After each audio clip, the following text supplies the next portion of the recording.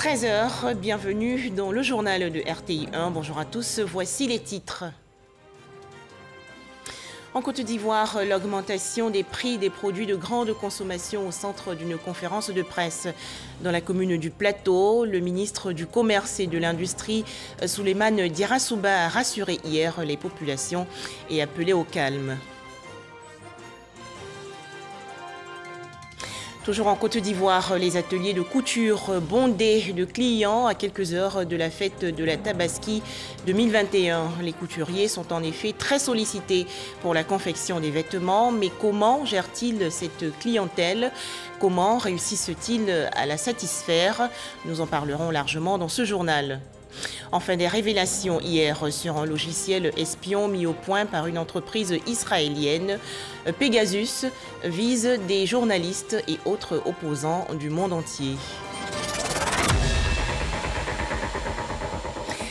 Les travaux du grand marché de Bouaké avancent bien. À propos du chef du gouvernement ivoirien, Patrick Hachi, était récemment sur le chantier de la reconstruction du grand marché de Bouaké dans la région centre du pays. Cette infrastructure, financée à hauteur de 40 milliards de francs CFA, sera le plus grand marché couvert en Afrique de l'Ouest. Les précisions de Kader Sogodogo de RTI Bouaké. Patrick Hachi, le Premier ministre ivoirien, est sur le chantier du grand marché de Bouaké. Le chef du gouvernement veut toucher du doigt certaines réalités. Plus d'un an après la pose de la première pierre par le président ivoirien Alassane Ouattara et français Emmanuel Macron, il était important pour le chef du gouvernement d'être sur le site. Son constat laisse entrevoir de réelles notes de satisfaction. Quand je regarde aujourd'hui, c'est extrêmement impressionnant à quel point ils ont avancé. Ils ont dit effectivement qu'ils sont à quasiment 70% pour les travaux de base, d'assainissement, de voirie, de drainage des eaux. Et que maintenant va démarrer la partie qui a été confiée à une autre entreprise, qui sont les bâtis, pour achever cet ouvrage-là, normalement en juillet 2023. On espère qu'ils pourront le faire un peu avant. En tout cas, ils ont dit que ce n'est pas exclu. Et ça sera, comme vous le savez, le plus grand marché couvert de l'Afrique de l'Ouest. C'est donc non seulement une fierté pour le pays et pour Bouaké, mais c'est surtout, à cet instant-là, à tous ces milliers, ces dizaines de milliers de personnes, hommes, femmes, qui vivent autour de cette activité du marché, qui approvisionnent, qui alimentent, qui vendent, et donc ça va changer totalement les conditions de vie. Ce marché est financé par l'Agence française de développement à près de 40 milliards de francs CFA. L'ambassadeur de France en Côte d'Ivoire est présent aux côtés du Premier ministre pour la visite. Mais c'est que les choses avancent, c'est du concret. Les projets sont lancés et ils se réalisent, ils avancent. La semaine dernière, avec le Premier ministre, nous étions à Yamoussoukro et le Premier ministre a inauguré une nouvelle école judiciaire dont la première pierre a été posée il y a quelques années. Et voilà, l'école, elle est là. 2 mois auparavant, le Premier ministre a inauguré l'Académie internationale de lutte contre le terrorisme. Même chose, première pierre posée il y a 2 ou 3 ans, et 3 ans après, ça y est, c'est là. Et c'est la même chose à Bouaké, on voit ce marché et on voit que les travaux avancent. Et autre message qui est important, c'est que la Côte d'Ivoire, c'est pas que Abidjan. C'est Bouaké, c'est l'extrême nord, c'est partout, c'est Odiéné. Et ça, c'est important, de penser à la Côte d'Ivoire de manière globale, de penser au développement de manière globale sur l'ensemble du territoire. Le grand marché de Bouaké est bâti sur une superficie de 9 hectares. Patrick Hachi, avant de quitter Bouaké, est allé saluer les braves commerçantes du marché de Bromakoté-Bouaké. Il y avait de la joie et du bonheur dans l'air. Toujours en Côte d'Ivoire, cette conférence de presse hier dans la commune du Plateau sur l'augmentation des prix des denrées alimentaires de base. Le ministre du Commerce et de l'Industrie, Souleymane Diarra-Souba, a rassuré les populations. Le gouvernement sera toujours aux côtés des consommateurs. Le point avec Dangui Dangui. La flambée des prix des produits de grande consommation alimente des débats, fait grincer les dents, suscite des cris de cœur et a appelé les explications et des mises au point du ministre du Commerce et de l'Industrie ce dimanche. Avec la reprise économique caractérisée par une reprise de la demande beaucoup plus forte que prévu après une année 2020 marquée par la pandémie de la Covid-19 et les tensions sur les matières premières. L'inflation reprend de la vigueur. Et l'indice des prix alimentaires de la FAO a progressé pour le 12e mois consécutif et s'établit à 5,27,1 points avec un bond de 5,8 points, la plus forte hausse mensuelle depuis 2010. Sans contester les augmentations des prix des produits de grande consommation sur le marché, le ministre du Commerce et de l'Industrie a mis en relief les efforts du gouvernement pour encadrer cette flambée des prix dans la perspective de protéger le panier de la ménagère. Pour ce qui concerne la Côte d'Ivoire, notre pays, les évolutions des prix des produits de première nécessité ont été globalement maîtrisées. Au cours du premier trimestre de l'année 2021, comparativement à la même période de l'année 2020, avec un approvisionnement régulier des marchés avant la crise énergétique, grâce aux différentes mesures prises par le gouvernement. La situation aurait été encore plus difficile si des actions n'avaient pas été prises par notre gouvernement. Souleymane Diarra-Souba assure que le gouvernement est à la tâche pour améliorer le quotidien des populations. J'invite donc les populations au calme et à la sérénité et à ne pas céder à la panique et surtout à éviter de diffuser des informations erronées qui sont de nature à perturber le fonctionnement du marché et à entraîner par effet pervers des augmentations injustifiées. Selon le ministre du Commerce et de l'Industrie, l'État ivoirien se bat chaque jour pour protéger le panier de la ménagère, aussi bien que l'outil de production et les emplois. Demain, mardi 20 juillet 2021, la célébration de l'Aïd El-Kébir ou la Tabaski. Les fidèles musulmans vont donc se vêtir de leurs plus beaux habits et dans leurs ateliers, les couturiers ne savent plus où donner de la tête car ils sont tellement débordés. Ils sont au micro de Evelyne Yeboué et Salima Toudia. Des bruits de machines à coudre qui traduisent le rythme de travail à l'atelier de couture de Taïrou à Abobo, une des communes peuplées du district d'Abidjan. À quelques heures de la fête de la Tabaski, Taïrou, le responsable et son équipe sont encore à la confection des vêtements. On fait de notre effort pour pouvoir finir habiller des clients. On prie Dieu pour que Dieu nous donne beaucoup de force pour finir, pour que tout le monde fête dans les bonnes conditions, tout le monde puisse avoir leur habit. Face à l'affluence de la clientèle en cette période de fête, cet autre atelier de couture, géré par Mustapha, a dû recruter une nouvelle apprentie, augmentant ainsi l'effectif du personnel qui passe de 6 à 7. Néanmoins, cela n'empêche pas l'équipe de passer des nuits blanches. Je reçois 10 à 15 clients par jour. Pendant la fête, il faut qu'on veille pour satisfaire les clients. Donc, à partir de 9h, on commence. Jusqu'à où on dit 3h du matin, on se repose un peu pour reprendre à 9h. Nous sommes très fatigués. Cette stratégie a permis d'honorer des rendez-vous. Il m'a fait une surprise. Je voulais un modèle vraiment simple, mais il a fait quelque chose qui a épousé mon cœur. La fête a déjà réussi pour moi. Cette satisfaction ne se lit pas au visage de cette autre cliente venue pour le retrait de sa tenue. Mécontente, nous avons assisté quelques minutes plus tôt à ces échanges avec le couturier. Non, pardon, il est fini. Excuse-moi, viens, pardon. Comme elle, Matene doit patienter encore des heures avant le retrait des tenues de ses enfants. Je suis venue voir le couturier, retirer l'habit de mes enfants, mais il m'a dit que ce n'est pas fini. C'est le 5 que j'ai déposé. Donc il m'a dit de passer le 17. J'ai vraiment dit que je n'étais pas contente. Les faux rendez-vous ont eu une explication logique selon le couturier. Il y a d'autres qui amènent l'habit qui sont en train de coudre. Il y a d'autres qui viennent pour essayer. S'il y a les petites retouches, on est obligé de faire les retouches. Parce qu'il y a d'autres personnes qui viennent demain. Et puis, il y a des retouches qui sont en train de faire. Le temps que ça peut prendre, qui est déjà dans vos rendez-vous. Il y a d'autres qui ne viennent pas vite. Voilà, surtout notre meilleur client, ils savent que déjà que nous sommes habitués.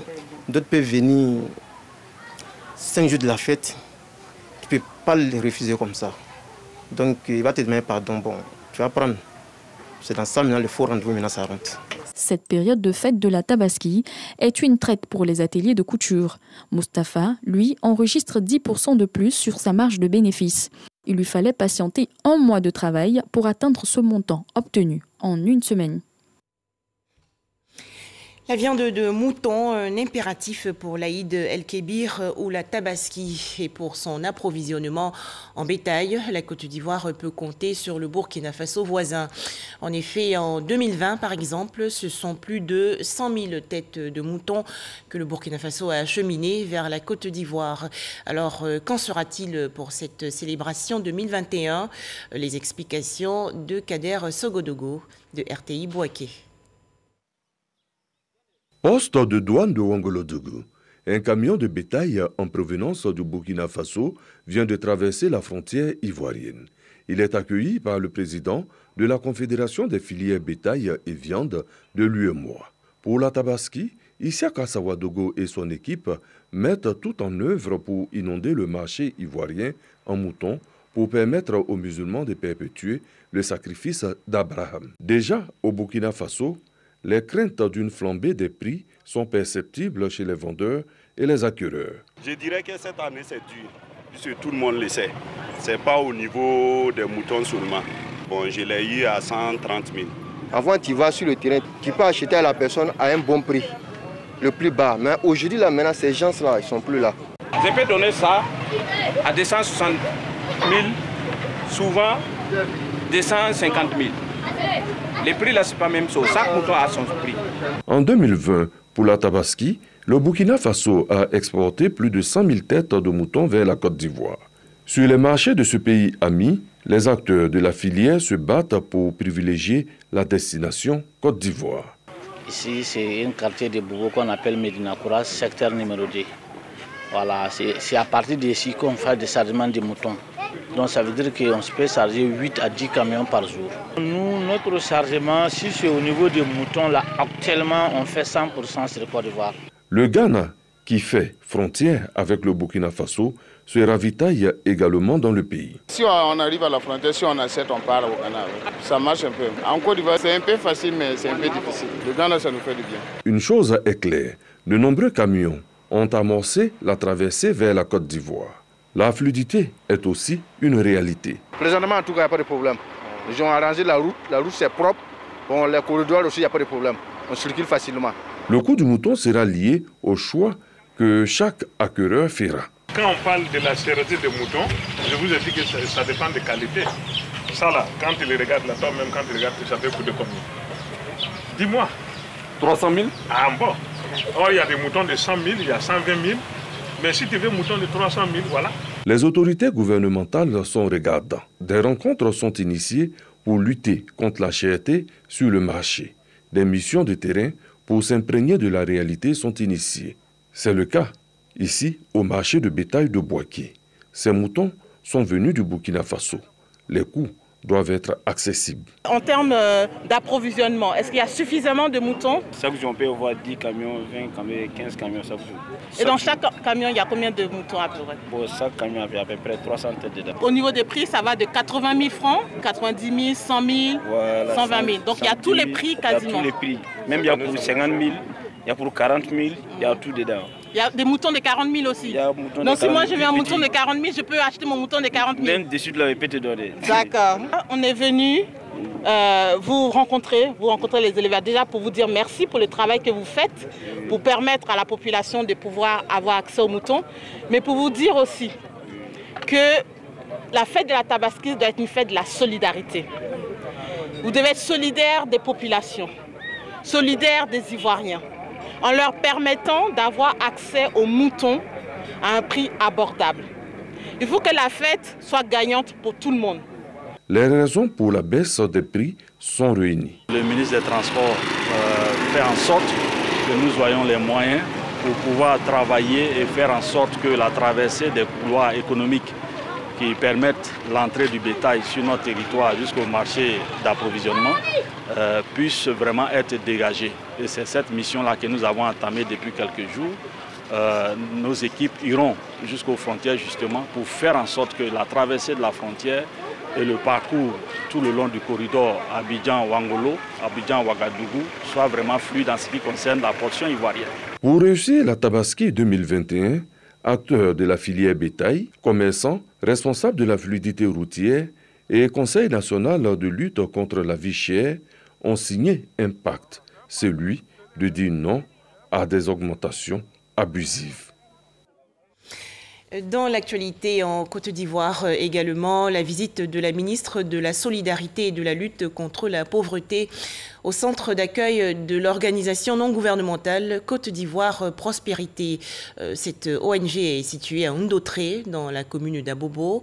Miss Belmonde Dogo a également offert des vivres aux pensionnaires. Les précisions de Sephora Zegui. Logé au quartier Ndotré, dans la commune d'Abobo, ce centre de l'ONG Côte d'Ivoire Prospérité, en abrégé CIP, accueille des pensionnaires composés d'enfants et d'adultes. Ces gens sont victimes de la traite des personnes. C'est le cas de cette fille originaire du Vietnam. Quand je viens ici avec mes amis, voilà. Les gens ici, c'est très bon. Ils sont bien soignés à nous. Tout est bien et maintenant je un peu reçu les gens. Comme elle, plusieurs victimes de la traite des personnes de nationalité nigérienne et nigériane bénéficient de prise en charge médicale et nutritionnelle dans ce centre. Patrick Closey, président du conseil d'administration de l'ONG, plaide en vue de renforcer la sécurité des pensionnaires. Nous attendons maintenant que le ministère nous accompagne à nous aider dans notre utilité publique, mais aussi à nous accompagner aussi par des appuis de subventions pour mieux gérer encore notre centre d'accueil et notre personnel. En visite, les mains chargées au CIP, Miss Belmonde Dogo a fait don de plusieurs sacs de riz et de bidons d'huile. Elle a également remis aux familles d'accueil les documents de transfert de 12 filles vietnamiennes. À travers ces gestes, elle a traduit l'engagement du gouvernement dans la lutte contre la traite des personnes. Nous savons tous que la traite des personnes est un crime grave, une violation des droits de l'homme et le gouvernement depuis plusieurs années s'est engagé résolument dans la lutte contre la traite des personnes. On voit les conditions de vie des personnes qui vivent dans le centre, ensuite apporter le soutien du gouvernement au centre. De janvier à ce jour, ce sont environ 800 enfants et adultes victimes de la traite des personnes qui ont été pris en charge dans ce centre d'accueil. Direction à présent Wolo, dans la région nord du pays. Un foyer polyvalent a été inauguré récemment par Fidel Sarasoro, le directeur de cabinet de la présidence de la République. Les précisions de Ami Sissoko. Wolo, la capitale de la Mangue dans le département de Sinématiali, dotée d'un foyer polyvalent. La remise officielle des clés de l'ouvrage aux populations est effectuée par le ministre directeur de cabinet du président de la République, Fidel Sarasoro, par ailleurs député des Sinématiali.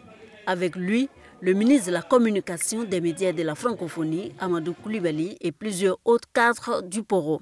Cet espace de divertissement équipé de chaises et de matériel de sonorisation est dédié à la jeunesse. Ce foyer de jeunes vient répondre à l'épineux problème de manque de lieux de distraction et d'épanouissement pour les jeunes, mais aussi et surtout donner un élan au développement social et culturel de notre localité. Le foyer polyvalent de Wolo est un projet rendu possible grâce à la collaboration entre le ministre directeur de cabinet du président de la République, Fidel Sarasoro, et Petrosi Holding. Nous étions de passage ici et la jeunesse nous a interpellés. Monsieur le ministre, nous n'avons pas un cadre pour nous réunir de façon décente. Je leur ai dit, nous allons faire un deal. Le deal, c'est quoi? Vous vous engagez à être discipliné, vous vous engagez à être travailleur. Et en retour, nous les cadres de Sinématiali, nous allons nous mettre ensemble pour mobiliser les ressources pour construire ce foyer. Après Wolo, cap sur Sinématiali pour un autre projet. Les ministres Fidel Sarasoro et Amadou Koulibaly ont procédé à la pose de la première pierre d'une boulangerie moderne avec une école de pâtisserie intégrée. Elle va accueillir jusqu'à 70 apprenants et engendrer plus de 30 emplois directs. Rappelons que la vaccination et les gestes barrières nous sécurisent et nous protègent contre le coronavirus.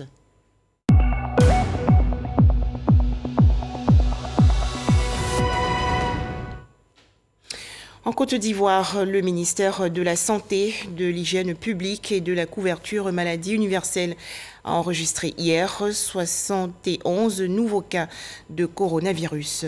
Le pays compte actuellement 49 196 cas confirmés de coronavirus, 48 445 personnes guéries, 320 décès et 431 cas actifs. Le ministère de la Santé, de l'Hygiène publique et de la couverture maladie universelle invite les populations à se faire vacciner gratuitement contre le coronavirus. Et dans le cadre de la riposte contre le coronavirus, une quarantaine de médecins référents d'établissements sanitaires publics suivent actuellement une formation en ligne. Les travaux se déroulent à l'Institut national de santé publique dans la commune d'Adjamé. Les détails, Patricia Etia. Cette formation de renforcement de compétences permettra une meilleure prise en charge clinique en région de la COVID-19.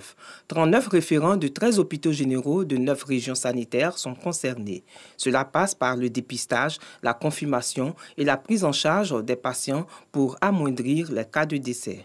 Les médecins sont censés détecter les cas suspects, confirmer le cas et apporter une prise en charge thérapeutique pour une amélioration en termes de stabilisation du cas.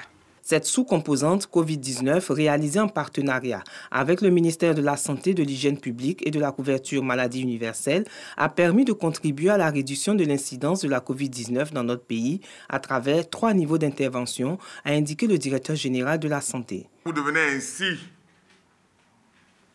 après cette formation bien sûr, le premier recours dans vos régions en matière de Covid. Nous comptons beaucoup sur vous pour pouvoir assurer une meilleure prise en charge locale des cas de Covid. Cette formation de renforcement de capacité bénéficie de l'appui technique et financier de l'Agence ivoirienne de marketing social, AIMAS. Toujours au chapitre santé, la protection sociale au centre d'une rencontre à Jacquesville, dans la région sud du pays. C'est une initiative de la mutuelle de l'Ordre des médecins. Pour en parler, Éric Goré. Élaborer un plan d'action stratégique pour la bonne marche de leur mutuelle, c'est tout le sens de cette rencontre de la Musopsi, mutuelle sociale de l'Ordre des médecins de Côte d'Ivoire. Une rencontre pour réfléchir sur l'amélioration des conditions de travail des médecins et leur protection sociale en vue de les aider à accomplir leurs projets professionnels et personnels. Le conseil d'administration de la Musopsi conduit son action autour d'une double mission de conception et de mise en œuvre d'un véritable projet avec grand pays d'action sociale et surtout d'une réflexion globale sur l'exercice de la médecine avec tous ses enjeux. La protection sociale reste une problématique majeure dans la société. Le sujet mérite une réflexion approfondie pour une gestion efficace et moderne de toute organisation. Ce cas de réflexion qui se tient sur 3 jours est salué par le représentant du président du Conseil économique, social, culturel et environnemental, parrain de la dite rencontre d'échange. Un aperçu des différents panels et des exposés d'orientation qui feront l'objet d'échanges révèle combien la question liée à la gouvernance, à la protection sociale et à la promotion des valeurs sont des thématiques d'importance capitale que vous voulez adresser avec la plus grande attention. Créée en novembre 2019, la mutuelle sociale de l'Ordre des médecins de Côte d'Ivoire se veut un outil de protection sociale au profit des médecins ivoiriens.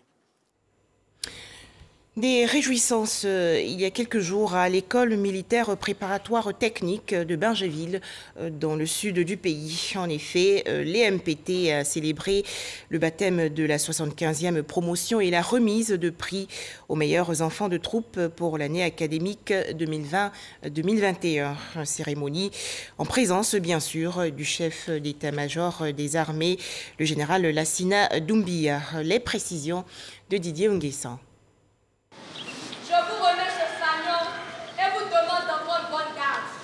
Passation de fanion entre les 75e et 76e promotions de l'école militaire préparatoire technique de Bingerville et MPT. Nous sommes au baptême de la promotion Entraide au nombre de 106, dont 22 filles et 14 étrangers. De la 6e à la terminale, les enfants de troupe ayant obtenu une moyenne entre 12 et 15 sur 20 sont primés. Je ressens de la joie aujourd'hui parce que j'ai été primée pour mon travail durant toute l'année scolaire. Je voulais remercier le chef d'état-major, le président de la République et tous ceux qui ont participé à ce don. Je suis heureuse d'avoir été honorée par ces récompenses qui sont le fruit de mon travail acharné, de ma persévérance. Asamoah Djezoukone Edouard, ancien enfant de troupe et parrain de la promotion Entraide, les exhorte au développement de l'esprit civique et au dévouement à la patrie. Dans sa définition, l'entraide nous renvoie à l'aide, à l'assistance que nous nous portons mutuellement pour faire face aux difficultés auxquelles nous sommes confrontés. L'entraide vient nous rappeler nos actions pour les autres. L'entraide, c'est ce que nous aurions fait pour nous-mêmes que nous faisons pour les autres.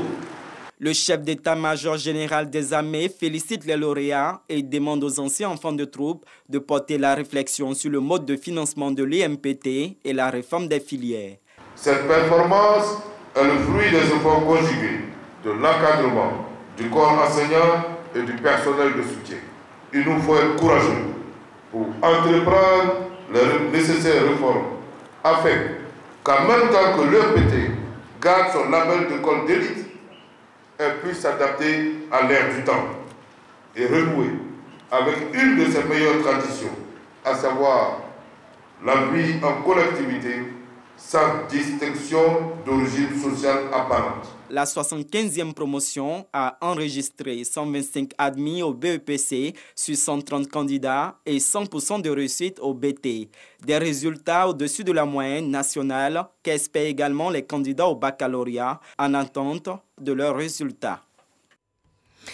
Toujours en Côte d'Ivoire, l'installation il y a quelques jours des comités de veille et de suivi de la cohésion sociale dans les départements de Touba, de Koro et de Ouaninou dans la région nord-ouest, des structures sous tutelle du médiateur de la République. Les détails, Ève Boué. Les comités de veille et de suivi de la situation de la cohésion sociale des départements de Touba, Koro et Ouaninou sont installés par le médiateur délégué des régions du Bafing, du Ourodougou et du Béré. Le comité de veille et de suivi de la situation de la cohésion sociale est une idée du médiateur de la République, M. Adama Tungara, qui, dans sa vision de rapprocher non seulement l'institution de médiation vers les populations, a décidé de mettre en place des comités de veille et de suivi de la situation de la cohésion sociale dans tous les départements de la Côte d'Ivoire pour mieux prévenir les conflits. Ces comités seront présidés par Fadiga Bamadjan pour le département de Touba, Dousso Aboulaye pour Koro et Diomandé Guamou pour Ouaninou. Les membres fraîchement investis entendent tout mettre en œuvre pour réussir leur mission. Nous avons beaucoup à faire dans le cadre de la cohésion sociale. Donc, s'il y a une structure départementale qui est créée, je crois que c'est la bienvenue. Ça ne fait que nous conforter dans notre position de lutte pour la cohésion sociale. Que la paix règne, la charge qu'on nous donne là, à tout ce que nous on va parler aussi là, il peut nous écouter, mais qu'il trouve aussi de cœur pour faire le travail qu'on leur dit. Parce que ça, écouter l'homme, ce n'est pas compliqué. Mais ce que tu lui dis comme conseil, s'il a su ton conseil, c'est que ta mission est accomplie. Procédant à l'installation de ce comité, le médiateur délégué du Bafing, du Ourodougou et du Béré a exhorté tous les membres ainsi que toutes les populations à faire de la paix et de la cohésion sociale une quête permanente. Bouaké, dans la région centre du pays, a accueilli récemment le lancement de la première édition du Bouaké Reggae Festival, événement pour renforcer le vivre ensemble. Soro Corona de RTI Bouaké. La cohésion et le vivre ensemble, le cas de Bouaké, thème de la première édition du Bouaké Reggae Festival, un festival qui vient valoriser et promouvoir cette musique importée de la Jamaïque. Le Bouaké Reggae Festival a été officiellement lancé au cours d'un point de presse. Le commissaire général du festival a donné les raisons de la tenue de ce rendez-vous culturel et le choix de Bouaké pour l'abriter. C'est un genre musical qui éveille les consciences.